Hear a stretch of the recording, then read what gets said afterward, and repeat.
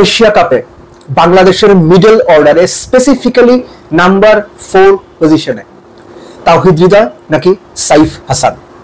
আপনি কাকে দেখতে চান, কেন দেখতে চান, অবশ্যই কমেন্ট বক্সে জানাবেন। এই আলোচনাটা সিরিয়াস নোটে হওয়া উচিত। প্রথমেই বলে দিচ্ছি যে আমি সাইফের পক্ষেও না, আমি তাওহিদ হৃদয়ের পক্ষেও না, আমি বাংলাদেশের পক্ষে। যাকে দরকার, যিনি বেটার দলের পারপাস টিম প্ল্যান সার্ভ করতে পারবেন, তাকেই নেওয়া হোক। ঘটনাটা বা আলোচনাটা উঠতো না যদি তাওহিদ হৃদয় ভালো পারফরমেন্স করতেন বা ভালো টাচে থাকতেন।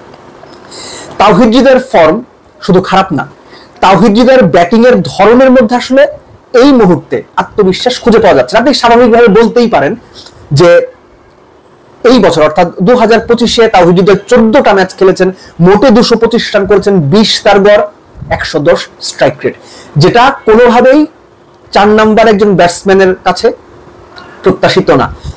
ভুলে গেলে চলবে না, তাওহিদ হৃদয় ওই জায়গাটাতেই ব্যাটিং করেন যেটাতে বাংলাদেশ রীতিমতো ধুঁকছে মিডল ওভার। সো তাওহিদ হৃদয়কে নিয়ে বাংলাদেশ টিম ম্যানেজমেন্ট এশিয়া কাপে কি পরিকল্পনা করছে এটা বোঝাটা জরুরি। সাইফের কথা কেন আসছে? সাইফ কামব্যাক করার পরে ফার্স্ট ম্যাচে দুর্দান্ত একটা ইনিংস খেলেছেন, 19 বলে 36 করেছেন, ওই ম্যাচে 2টো উইকেটও পেয়েছেন। পরের ম্যাচে সাইফ সুযোগ থাকা সত্ত্বেও স্মার্ট ক্রিকেট খেলতে পারেননি, আমি বলবো অনেকটা আনারির মতো আউট হয়েছেন। 2 ম্যাচ দিয়ে আমি সাইফকে জাজ করছি না, কিন্তু যে জায়গাটা ইম্পর্টেন্ট সেটা হচ্ছে বাংলাদেশের 2 ওপেনার তো বটেই, আপনি যদি সাইফকে একাদশে ইনক্লুড না করেন, একদম সামনে যদি না থাকে, বাংলাদেশের কাছে আর কোনো বোলিং অপশন নাই, কেউ বল করতে পারে না বা করে না।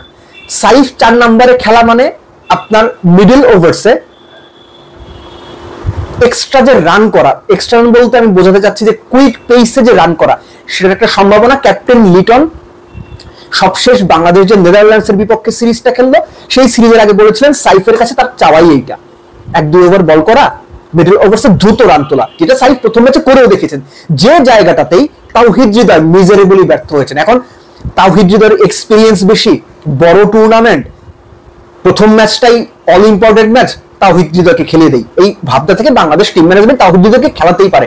উল্টো চিন্তায়, যে মানুষটা ফর্মে নেই, যে মানুষটা ভালো ব্যাট করছেন না, অল ইম্পর্টেন্ট ফার্স্ট ম্যাচে, সব match important, first match high নোটে শুরু করা বা জেতাটা ইম্পর্টেন্ট, সেখানে কি আমি এরকম অফ ফর্মের একজন ব্যাটসম্যানকে খেলাবো, নাকি যার উপর এই মুহূর্তে একটু বেটার আস্থা রাখা যাচ্ছে, যার কাছ থেকে আমি 2 ওভার বোলিং এক্সপেক্ট করতে পারি, যিনি মিডল ওভার্সে শুধুমাত্র তার লাস্ট যে কামব্যাকটা এই ফার্স্ট ম্যাচে না, তার আগেও মোটামুটি ভালো দ্রুত গতিতে রান চলেছেন, আমি তার দিকে যাব। আবারও বলছি, সাইফ নাকি তাওহিদ হৃদয়, 4 নম্বরে এই জায়গাটা বাংলাদেশ টিম ম্যানেজমেন্টের জন্য একটা গলার কাটার মতো হয়ে গেছে। এই গলার কাটাটা টান দিয়ে বের করতে হবে, সাহসী সিদ্ধান্ত নিতে হবে। আপনি যাকেই খেলান, আপনি যদি তাওহিদ হৃদয়কে খেলান, তাকে ওই ফুল লাইসেন্স দিয়ে বলে দেওয়া হবে, ভাই তোমার এটা করতে হবে, না পারলে নেক্সট ম্যাচ ড্রপ, একদম সহজ হিসাব। এখানে আলাদা কোনো পিরিতের জায়গা নাই। শব্দটা শুনতে খারাপ হইলেও এটা reality. Same goes to Saif, যে তোমার এই রোলটা প্লে করতে হবে, ফার্স্ট ম্যাচটাতে তুমি যে রোল প্লে করেছিলে ওই role. So Bangladesh team management please, middle অর্ডারে বাংলাদেশ ধুঁকছে, খারাপ করছে। মিডল ওভার্সে আমরা যথেষ্ট রান তুলতে পারছি না, যদি না লিটন বা তানজিদ তামিমের কেউ উইকেটে থাকছেন। সো সাইফ নাকি তাওহিদ হৃদয়, ঠান্ডা মাথায় ভেবে চিন্তে ক্যালকুলেটিভ ওয়েতে ডিসিশনটা নেন। কেননা ফার্স্ট ম্যাচ হংকংয়ের বিরুদ্ধে জেতাটা টুর্নামেন্টে টিকে থাকার জন্য, সুপার 4-এ খেলার জন্য এবং মোস্ট ইম্পর্টেন্টলি ফাইনালে খেলার স্বপ্নের জন্য খুব ইম্পর্টেন্ট। এখানে কোনো রকম ভুল করা চলবে না।